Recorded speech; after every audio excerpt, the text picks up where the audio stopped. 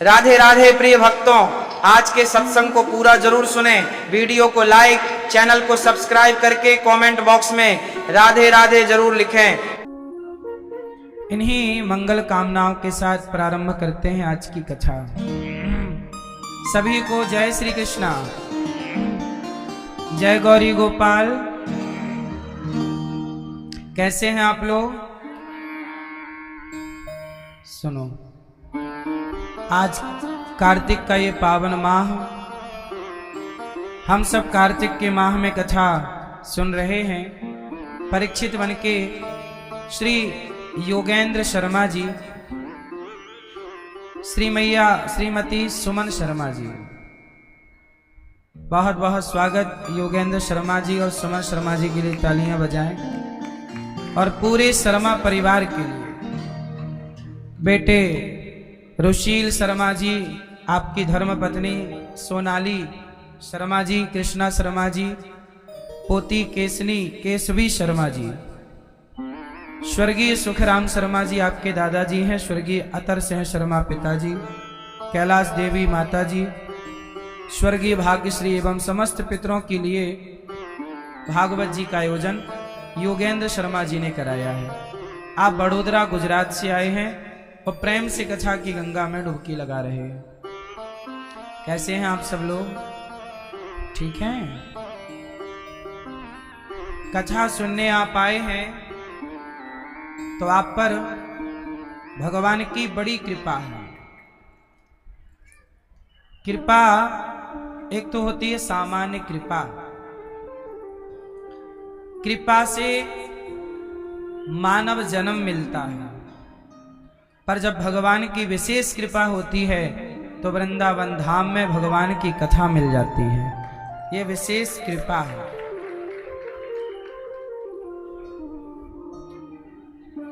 प्रिय भक्तों, कथा जीवन को नई दिशा देती है। आपने कथा सुनी, आज से संकल्प लिया, भागवत जी के पोथी पाठ भी यहाँ बैठे हैं। यजमान परिवारों ने अपने पितरों की शांति सदगति के लिए भागवत जी के पोथी पाठ भी बिठाए हैं। सभी ने बड़ा पुण्य किया है। जो भागवत सुनता है वह वास्तविक में पुण्य का अधिकारी होता है। सबसे बड़ा पुण्य है सत्संग करना। कुसंग करना पाप है। कुसंग करना क्या है मैया? कुसंग करना क्या है? और सत्संग करना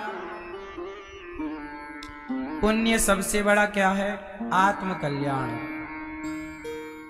देखो, हम लोग सबको टाइम देते हैं, सबकी सुनते हैं, लेकिन जब आप अपने लिए टाइम निकालते हैं, जब आप अपने मन की सुनते हैं, जब आप अपने आत्मा को गंभीरता से समझते हैं, अपने आप को शांति से समझते हैं, स्वयं को जानने का टाइम कहाँ मिलता है आपको? सत्संग में। संसार को जान लिया, कितना जाना? अब यहां बैठ के खुद को जानो कि मैं कौन हूं, मेरा उद्देश्य क्या है इस धरती पे आने का।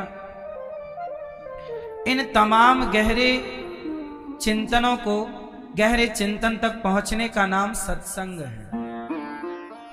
सोच बदलना, विचार बदलना, नए विचारों के साथ नई जिंदगी की शुरुआत करना कहां से सीखा जा सकता है? सत्संग से। सत्संग बड़ी चीज है।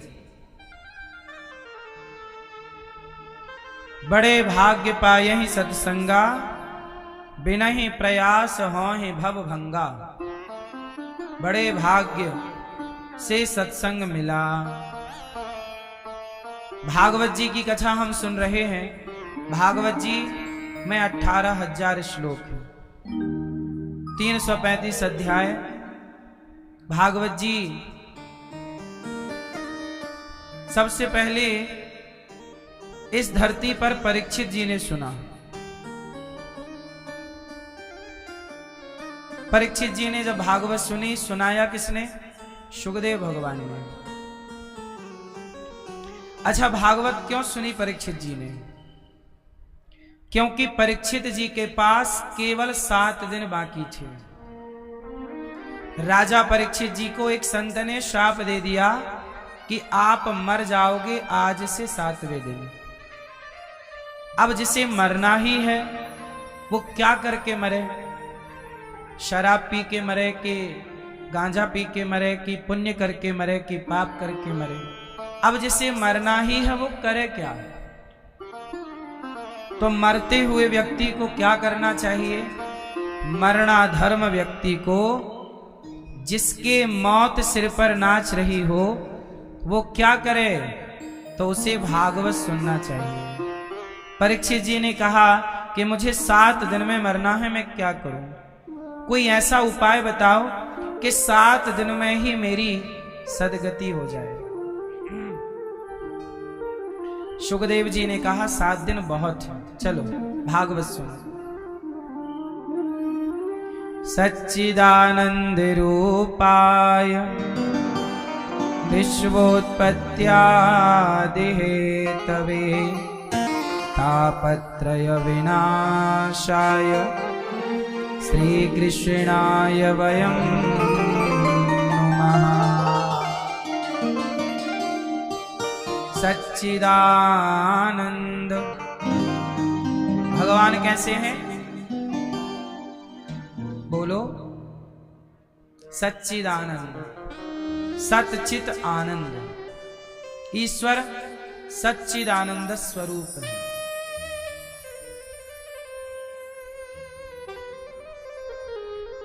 ये सच्चिदानंद क्या है? भगवान के स्वरूप का वर्णन है। क्यों मैया? ओ मैया बैठ जाओ मेरी माँ। लाल मैया बैठ जाओ वहीं। सब लोग बैठ जाओ, शोर ना करो मेरी माँ। भगवान कैसे दिखते हैं? भगवान कैसे हैं? सच्चित आनंद। भगवान सच्चिदानंद स्वरूप है। वही सत्य, वही चित्त, वही आनंद। करते क्या है भगवान? विश्वोत्पत्त्यादि हेतवे। क्यों मैया? भगवान क्या करते हैं? आपसे सवाल, भगवान क्या करते हैं? आप बताओ, बताओ मेरी मां। क्या करते हैं भगवान? नहीं पता? मैया, ओ पीली मैया, बताओ भगवान क्या करते हैं? हैं? करते क्या हैं? लो आप बताओ मैया, भगवान क्या करते हैं? हैं?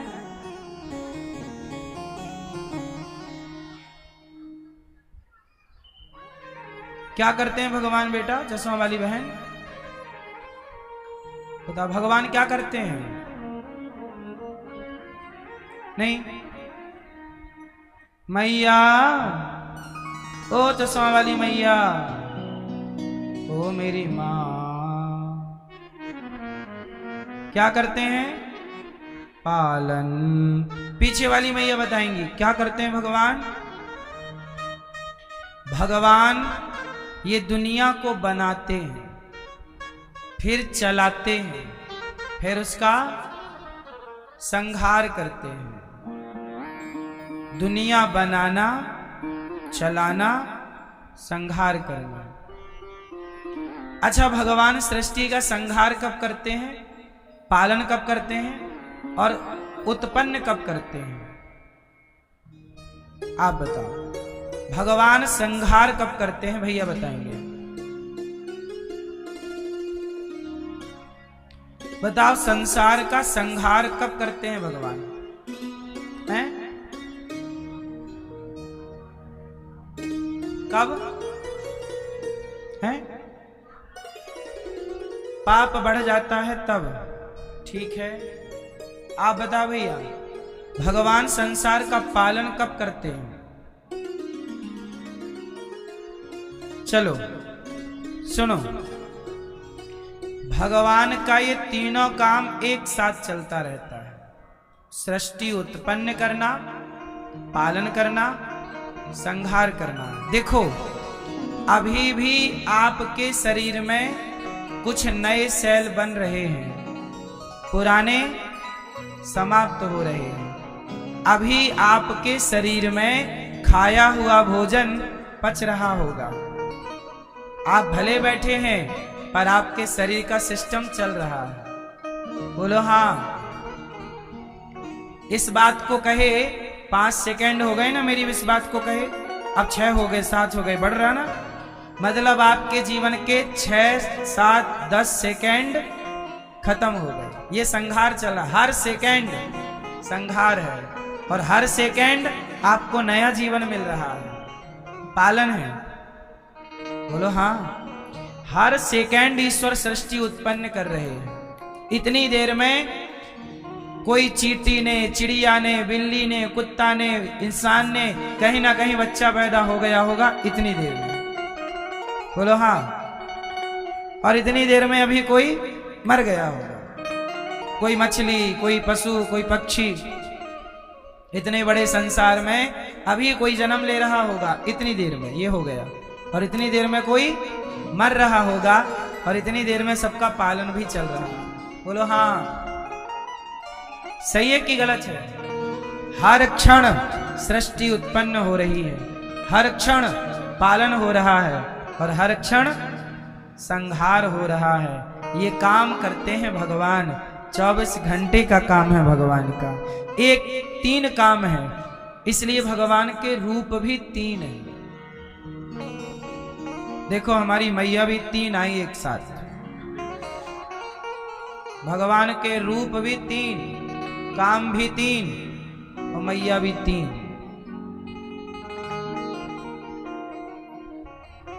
सुनो, भगवान के 3 रूप कौन कौन से हैं?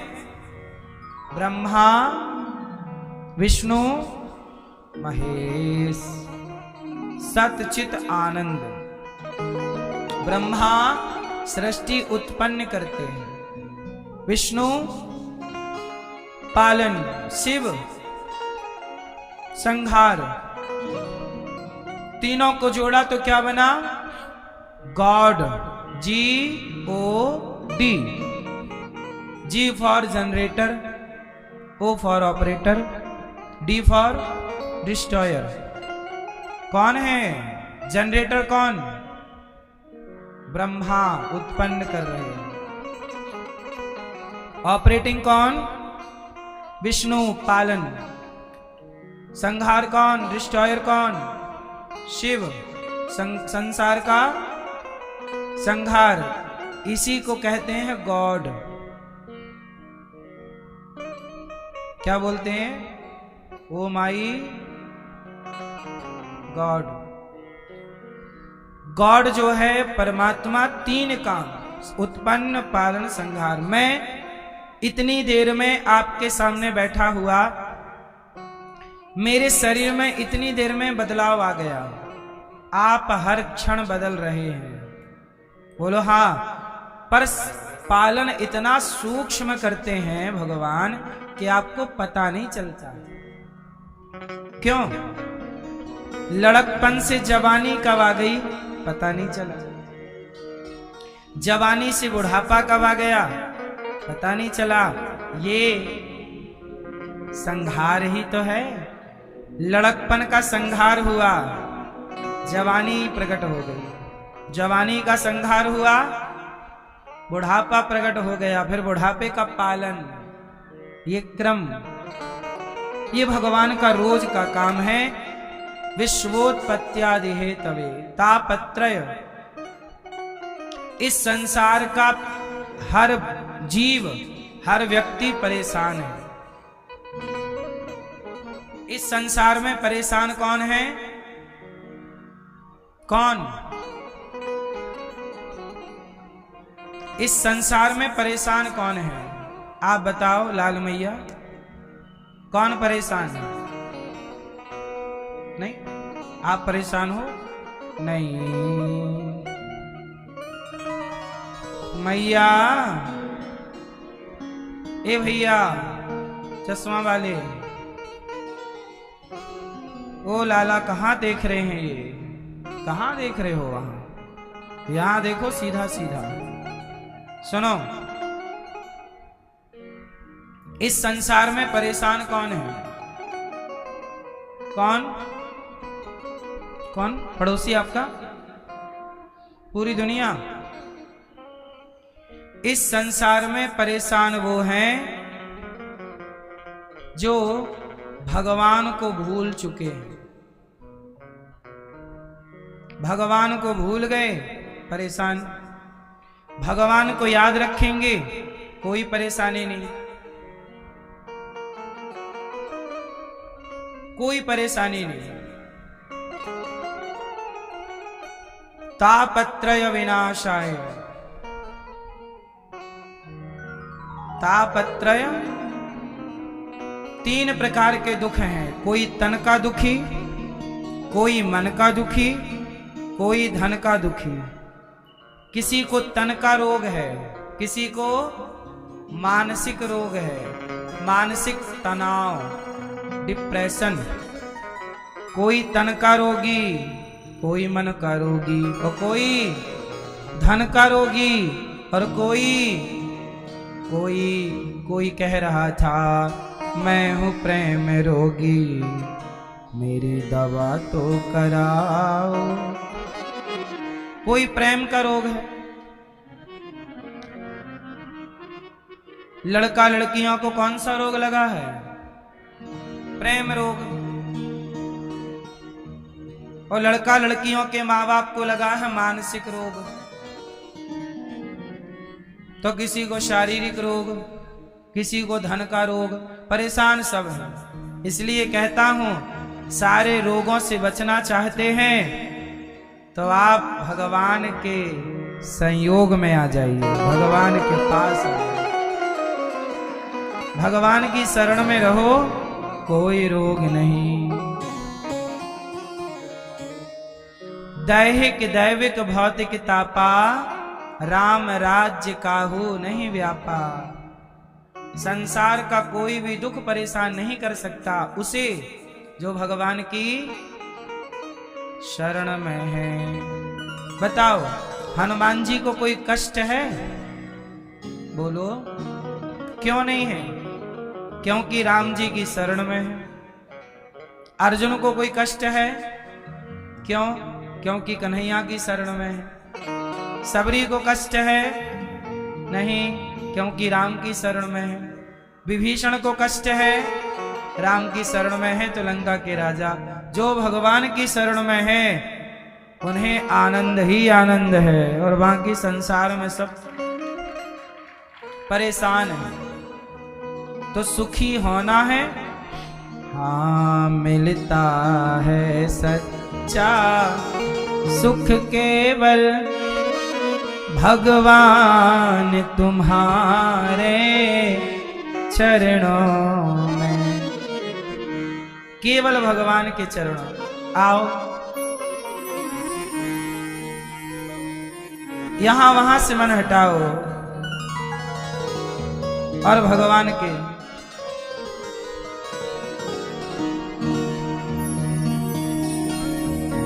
जो भगवान की शरण में है ना, वो सुखी मिलता है सच्चा सुख केवल भगवान तुम्हारे चरणों में। यह विनती है पल पल छिन छिन रहे ध्यान तुम्हारे चरणों में। चाहे बैरी सब संसार बने, चाहे बैरी सब संसार बने, चाहे जीवन मुझ पर भार बने, चाहे जीवन मुझ पर भार बने, चाहे मौत गले का हार बने, रहे ध्यान तुम्हारे चरणों में मिलता है सच्चा सुख केवल भगवान तुम्हारे चरणों में। चाहे अग्नि में मुझे जलना पड़े, चाहे कांटों में मुझे चलना पड़े, चाहे छोड़ के देश निकलना पड़े, रहे ध्यान तुम्हारे चरणों में मिलता है सच्चा सुख केवल भगवान तुम्हारे चरणों में। चाहे संकट ने मुझे घेरा हो, चाहे चारों ओर अंधेरा हो, पर मन नहीं डगमग मेरा हो, रहे ध्यान तुम्हारे चरणों में। अब मिलता है सच्चा सुख केवल। भगवान का चिंतन हर परिस्थिति में बनाए रखो। जिह्वा पर तेरा नाम रहे, जिह्वा तेरा नाम रहे, तेरा ध्यान सुबह और शाम रहे, तेरा ध्यान सुबह और शाम रहे, तेरी याद में आठों याम रहे, तेरी याद में आठों याम रहे, रहे ध्यान तुम्हारे चरणों में। हर समय ध्यान भगवान का हो, और जो हो रहा है भगवान की कृपा है, ऐसी भावना बनाना ये सुख है। वरना संसार में सब दुखी है, कोई तन का दुख कोई मन का। आपको कौन सा दुख है? क्यों मैया, आपको काहे का दुख है? मैया आपको दुख है? नहीं, अच्छा है, नहीं रहे। आपको दुख है? आपको दुख है? क्यों भैया आपको दुख है? भैया आपको दुख है? पीछे वाले वाह, अभी कह रहे हो दुख नहीं है, और बाद में कह रहे थे पहले, और बाद में क्या कहते हो? बड़ा दुख है, बड़ा कष्ट। अच्छा है, देखो कथा सुनने आए तो आपका सारा दुख दूर हो गया, कितनी अच्छी बात। कथा हमें दुख से दूर ही तो करती है।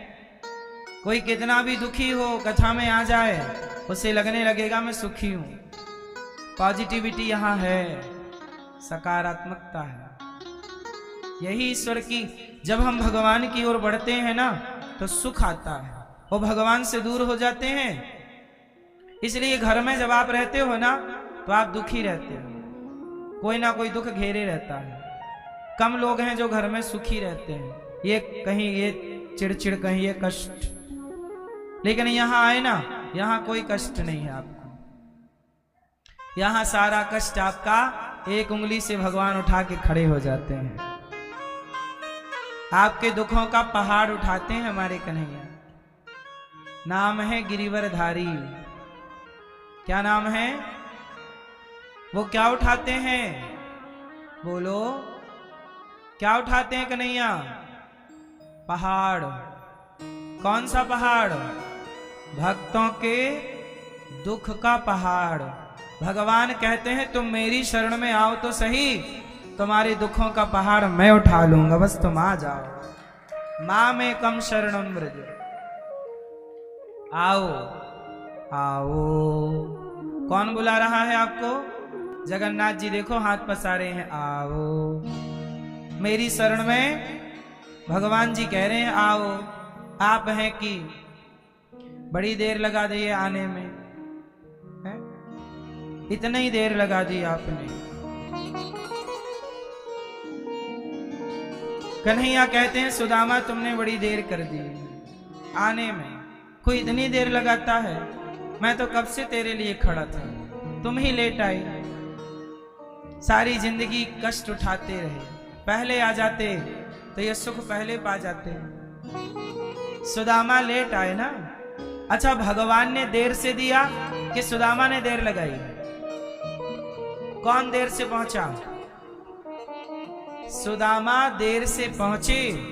भगवान की कृपा तो सुदामा के घर पहुंचने के पहले ही विश्वकर्मा ने सब चकाचक कर दिया। बोलो हाँ, आपने देर लगाई है, इसलिए देर ना करो, देर ना हो जाए कहीं, देर ना हो जाए। जल्दी से भगवान की शरण में आओ, देर ना हो जाए कहीं। शरण में आने में इतनी देर ना लगाया करो। हे प्रभु हम आपके लो शरण में आ गए, बस। जैसे हमारे भैया जी शरण में आ गए, कथा सुनने के लिए देखो गुजरात से आ गए, योगेंद्र जी, मैया सुमन जी।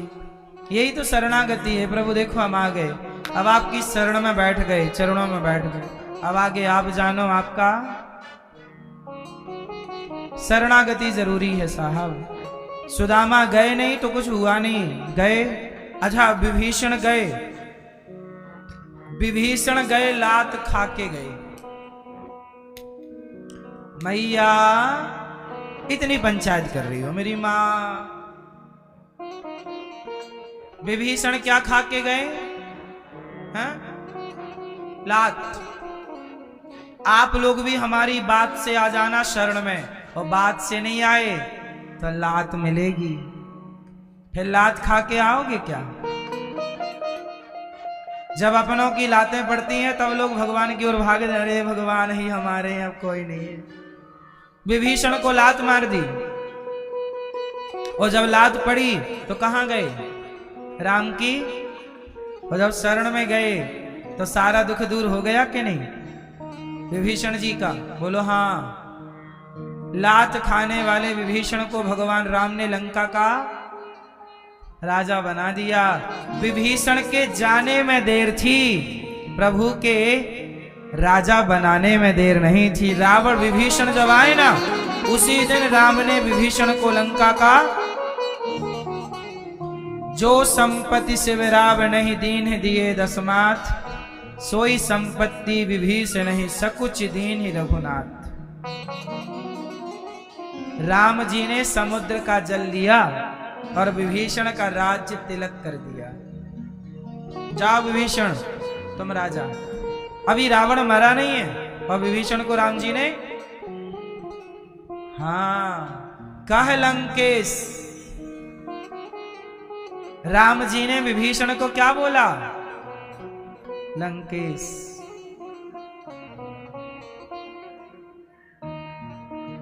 भगवान लंकापति कहते हैं विभीषण को। विभीषण जी आप लंका के राजा हैं, लंकापति हैं।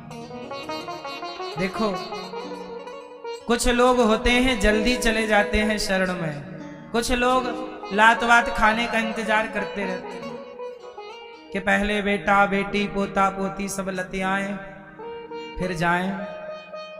इसलिए समय रहते ही भगवान की शरण में चले जाना। नाता एक राम जी से, दूजा नाता तोड़ दे। ऐसे भगवान जो शरण में आए हुए का सारा दुख दूर कर दें, ऐसे भगवान को हम राधा सहित श्री कृष्ण को बारंबार नमस्कार करते हैं, नमन करते हैं। बोलिए कृष्ण कन्हैया लाल की। यं प्रव्रजन्तमनुपेतमपेतकृत्यम् द्वैपायनो विरहकातराजुहाव पुत्रेति तन्मयतया तर्वोऽभिनेदुस् तं सर्वभूतहृदयं मुनिमानतोऽस्मि।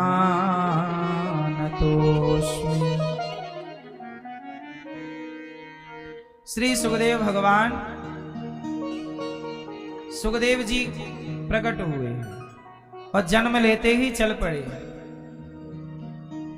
पिताजी बोले बेटा ब्याह कर लो, बड़े हो जाओ, शादी ब्याह कर लो, संसार बसाओ, फिर जाओ भगवान की शरण में। सुखदेव जी बोले ना, भगवान की शरण में जल्दी जाना चाहिए। संसार में एक बार आदमी फंस गया तो फंसता चला जाता है।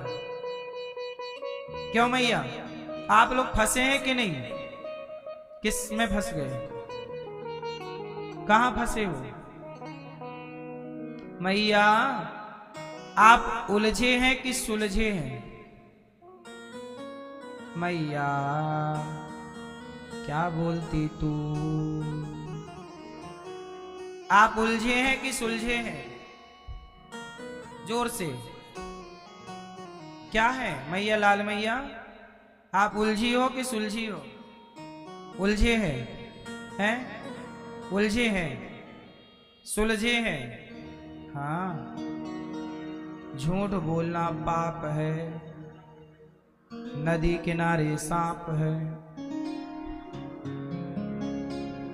आप उलझे हैं कि सुलझे हैं? हैं? उलझे हैं।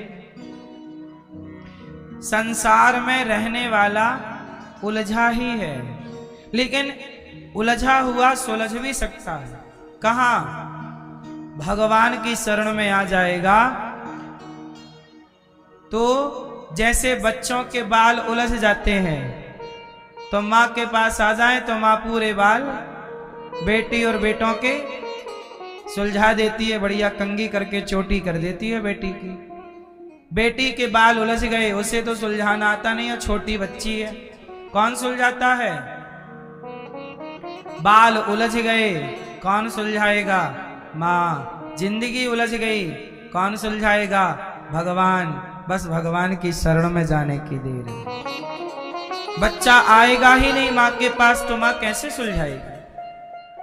भाई सुलझाने के लिए आओ तो, ऐसे ही भगवान की शरण में जाओ तो उलझे तो हो, सुलझ जाओगे।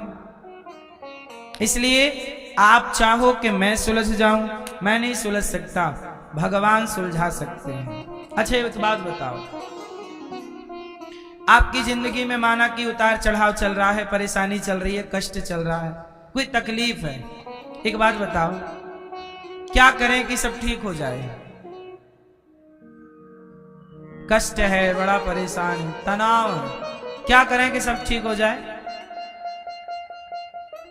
पानी गंदा है, गंदे पानी को साफ करना है, क्या करें बताओ? उत्तर दो। गंदे पानी को साफ करना है, बताओ कैसे करेंगे? फिल्टर नहीं कर सकते आप, ना साफ पानी डाल सकते। अब बताओ कैसे साफ करोगे? हैं? फिटकरी भी नहीं डाल सकते आप। वो गंदे पानी को साफ करना है, बताओ क्या करें? फिटकरी नहीं डाल सकते, फिल्टर नहीं कर सकते, छान नहीं सकते, कुछ भी नहीं कर सकते। साफ करना है, बताओ क्या करेंगे? आप बताओ। गंदे पानी को साफ करना है, कुछ नहीं कर सकते आप, फिल्टर नहीं कर सकते, कुछ भी फिटकरी इत्यादि नहीं डाल सकते, क्या कर सकते? कैसे साफ होगा आप बताओ? होगा कि नहीं? भैया बताएंगे सोफे वाले कैसे होगा? हैं? बॉयल भी नहीं कर सकते, अब करो साफ। साफ पानी नहीं डाल सकते आप, डुबा भी नहीं सकते आप, अब करो साफ, कैसे होगा? कितना आसान है, हैं? हाँ, ये है सैनिक। गंदे पानी को छोड़ दो, शांत छोड़ दो। बोलो हाँ। बाल्टी में भर के छोड़ दो, 1 घंटा 2 घंटा 4 घंटे बाद देखोगे गंदा पानी नीचे बैठ चुका होगा, साफ साफ पानी ऊपर रह जाएगा। जीवन में जब आप परेशान हो जाएं, चारों ओर परेशानियां हो, तो बस शांत ध्यान से, शांत चित्त से शांत होके बैठ जाइए, भगवान का ध्यान करिए, सब अपने आप ठीक हो जाएगा। जैसे गंदा पानी अपने आप साफ हो जाएगा। नहीं हो जाता? गंदा पानी अपने आप साफ हो जाता है कि नहीं? नदी का पानी गंदा है माना कि, आप उसे भर के बाल्टी में रख दो, 1-2 घंटे बाद देखना साफ हो जाएगा। हाँ या ना? शांत रख देने से पानी भी साफ हो जाता है। इसलिए थोड़ा शांत चित्त से ध्यान लगाया करो, तब जाके तुम्हारा मन साफ होगा। आप लोग ना ध्यान नहीं करते, थोड़ा शांत नहीं रहते, इसलिए आप लोग गंदे के गंदे रह जाते, मन गंदा का गंदा रह जाता है, गंदे गंदे विचार, गंदे गंदे थॉट आते हैं। क्यों? क्योंकि आपने शांत नहीं छोड़ा ना अपने आप को। शांत, इसलिए शांत बेटा, शांत, कुछ नहीं, कुछ मत सोचो, कुछ मत करो, ना कुछ करो ना कुछ सोचो, कुछ समय के लिए शांत हो जाओ। अपने आप सारी लड़ाई झगड़ा, सारे रिश्ते सब साफ हो जाएंगे, क्लीन हो जाए, सब ठीक हो जाएगा। घाव हो गया है, घाव में दवाई लगाई जाती है। बताओ, घाव दवाई लगाने से सही होता है कि नहीं? जोर से, जोर से। हाँ, अच्छा दवाई कोई ना लगाए तो सब सही होगा कि नहीं? बोलो बोलो बोलो, होगा। घाव हो गया है, वो अपने समय के साथ सही हो जाएगा, चाहे आप दवाई लगाओ या दवाई मत लगाओ। दवाई लगाने में शायद जल्दी ठीक हो सकता है, ना लगाने में 10 दिन की देर हो सकती है, इतना ही अंतर आएगा, और बहुत ज्यादा पहाड़ टूटने वाला नहीं। बोलो हाँ, सही है कि गलत है? ऐसे ही है, घाव हो गया है, छोड़ दो, प्रकृति के हवाले कर दो, अपने आप ठीक होगा। जीवन में परेशानी है, जैसे परेशानी अपने से आ गई अचानक, तुम भगवान के सहारे रहो, वो अपने से आई है तो अपने से चली भी जाएगी। आपको केवल शांत रहना, रिप्लाई नहीं करना। क्या नहीं करना?